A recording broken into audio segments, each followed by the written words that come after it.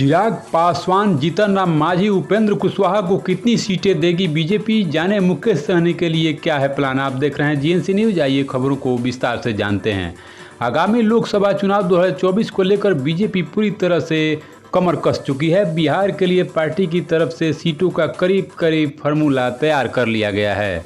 BJP ने हाल ही में NDA का विस्तार किया है। पार्टी के 3 पुराने साथी आरएलएसपी के उपेंद्र कुशवाहा, हम के जीतन राम मांझी और चिराग पासवान एनडीए में फिर से शामिल हो गए हैं। बड़ा सवाल यह है कि चिराग पासवान और पशुपति कुमार पारस क्या एक साथ आएंगे, और अगर आएंगे तो इनके बीच बीजेपी के साथ सीट शेयरिंग का क्या फार्मूला होगा। पूरी कोशिश में है कि चिराग अपने चाचा पशुपति कुमार पारस के साथ सामंजस्य बैठा लें। दोनों के विवाद को सुलझाकर एक साथ चुनाव लड़ने के लिए राजी कर लिया जाएगा। अगर ऐसा हुआ तो फिर से संयुक्त एलजेपी को बीजेपी की तरफ से 6 लोकसभा सीटें और एक राज्यसभा सीट दी जा सकती है। हालांकि चिराग और पशुपति कुमार पारस के बीच सबसे बड़ा झोल हाजीपुर के सीट को लेकर है। बीजेपी के उच्च पदस्थ सूत्रों ने एबीपी न्यूज को बताया कि चिराग पासवान और पशुपति कुमार पारस दोनों एक साथ आ सकते हैं। इसके लिए बीजेपी की तरफ से कोशिश तेज कर दी गई है।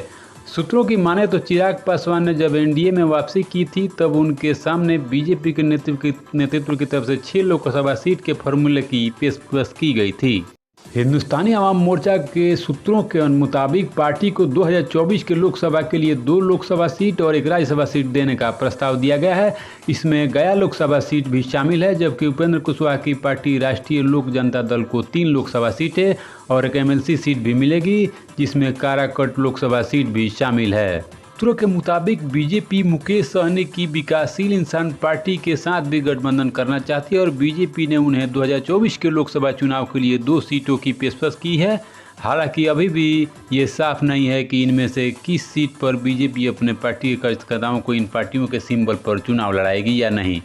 बीजेपी बिहार में अगले लोकसभा में महागठबंधन को परास्त करने के लिए ठोस रणनीति पर काम कर रही है। ऐसे ही खबरों के लिए हमारे चैनल पर